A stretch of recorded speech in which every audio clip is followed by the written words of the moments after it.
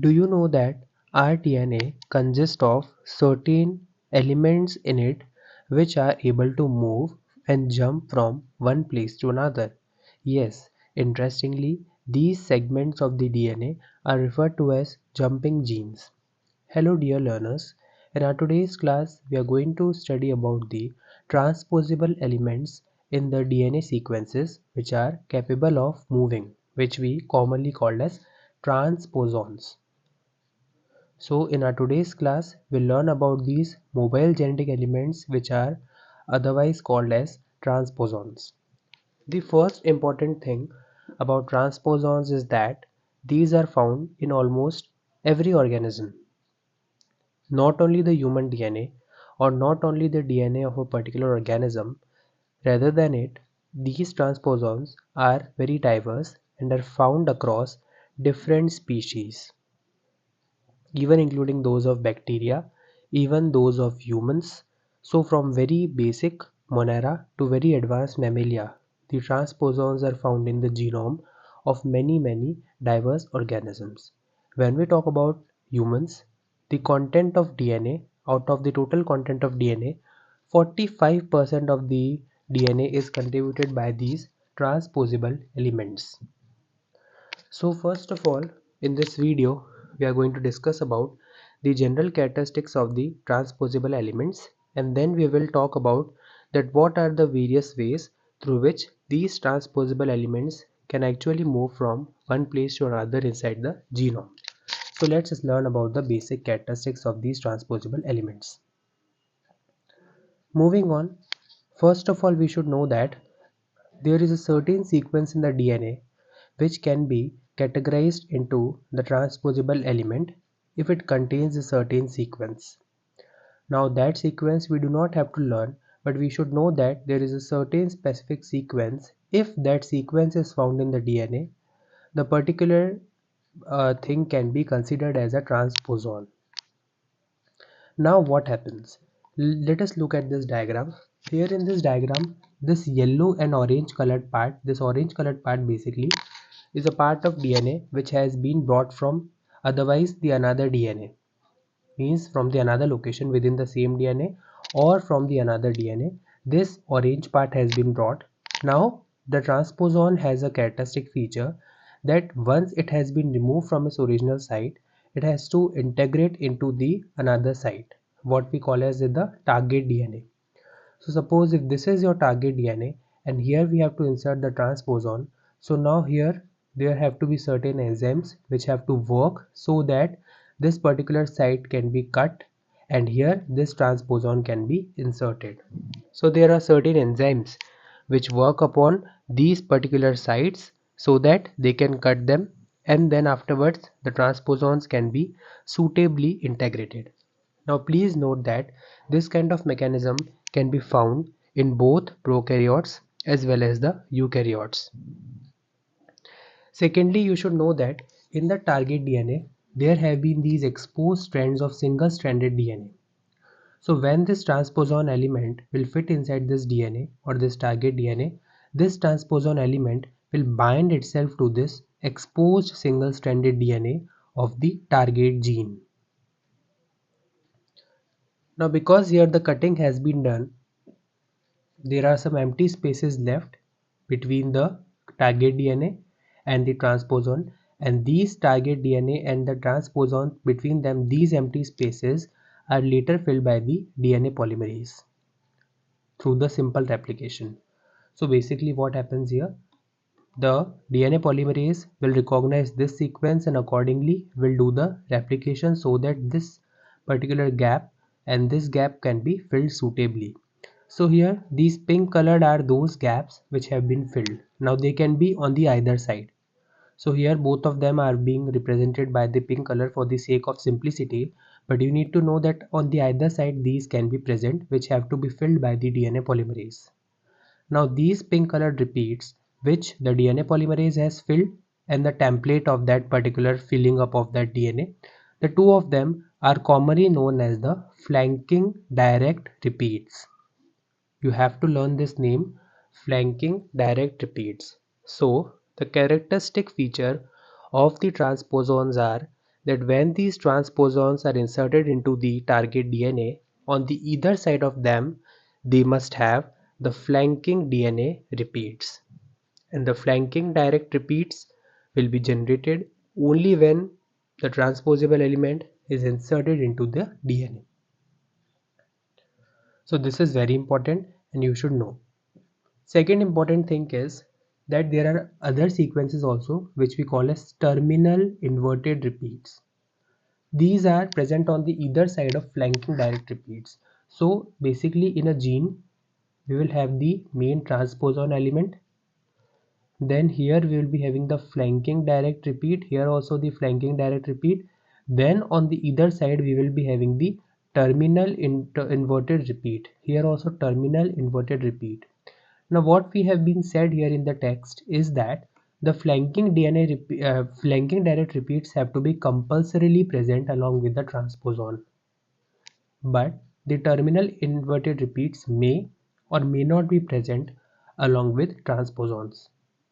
So these are the general characteristics of the transposable elements. Now let us look into the details of the process of transposition. So we have seen that transposition is the movement of a transposable element from one location to another. Now there are several mechanisms which are used for the transposition in both prokaryotic and the eukaryotic cells. So we can from here understand that prokaryotic cells and eukaryotic cells, both of them have the process or show the process of transposition. Nevertheless, all types of transposition have several features in common. First is that there should be the staggered breaks which have to be made. Now see, what is the meaning of staggered breaks? See, these are the non-staggered breaks which are very uniform, but these are the staggered breaks. Secondly, the transposable element is joined to the single stranded ends of the target DNA. And thirdly, the DNA has to be replicated so that the gaps can be filled. So these are the three main fundamental characteristics which should be present in all the transposable elements. For the short form, we tell them as TE. TEs represent the transposable elements. There are some transposable elements that transpose the DNA, and these are called as DNA transposons. And these are the class 2 transposable elements. While there are some of the transposable elements which transpose the RNA. So if the transposable elements include DNA, these are so if the transposable elements are DNA, then these are called as the type 2 transposable elements, and if these comprise the RNA, they are called as the retrotransposons, and these are the type 1 transposable elements. Moving on into the further details. So let us see the diagrams here, and from the diagrams let us try to understand. So there are many transposable elements which have the common characteristics. If this has to be the transposable element, so here this yellow part is the main gene which is present in that element. This and this is the flanking direct repeats. Sorry, these are the terminal inverted repeats, and then these are the flanking direct repeats. Previously I told you that the flanking direct repeats have to be present before the terminal inverted repeats, but not compulsorily. Here in the diagram, here also they have shown that firstly the terminal inverted repeats are present, then the flanking direct repeats are present. Now these may be optional, but these have to be directly compulsorily be present. So here is the generalized outlook of how the transposable element has to look like. Moving on further, now there is one important difference which you need to understand related to the flanking direct repeats and the terminal inverted repeats. See, when I talk about a transposable element, suppose this is the transposable element which is present, and now it has to be moved from its original place to another place. So that it can move easily, it should have the terminal inverted repeats with it. If the terminal inverted repeats are present, then what happens is the particular enzymes will come, be it transposase enzymes, and they will then, what they will do is they will cleave this particular transposable element from here, and this can only be done if the terminal inverted repeats are present.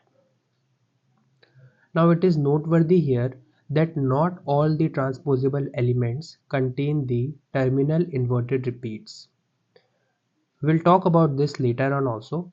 We'll talk about this in AC and DS elements in maze, wherein the transposable, these inverted repeats are not even present, but still they are transposable. Now when it moves from here to a new site or to a new gene, that is a target gene, so what happens there? It has to be integrated here. So when it has to be integrated, it will be fixing here like this particular transposable element has been fixed here, maybe with TIR, may not be with TIR. Now what happens is that this gap has to be filled. When this gap is filled, this particular part and this particular part is called as flanking direct repeats. And whenever the transposable element will fix to a new place, the flanking direct repeats will be generated. So these are mostly universal. If the transposable element is there, it will definitely have the flanking direct repeats. But the terminal inverted repeats may or may not be present along with the transposable element. Now you see here, when this particular transposable element fits into the new place, the flanking direct repeats are generated. That is what this diagram is also trying to express. Now as I was talking about the retrotransposons, these are the class 1 transposons, and these are those wherein the RNA as the intermediate is used. So basically what happens is, when this transposon has to move from one place to another, this DNA segment of transposon will first convert into RNA, will move to that place, again will convert into double-stranded DNA, and then it will be included into the target gene. So here the reverse transcription process also takes place, and this particular kind of transposon is called as the retrotransposon. Now we have to talk about that what kind of transpositions can take place. Means in what ways can the transposon move from one place to another place. So in the next video we'll discuss those methods.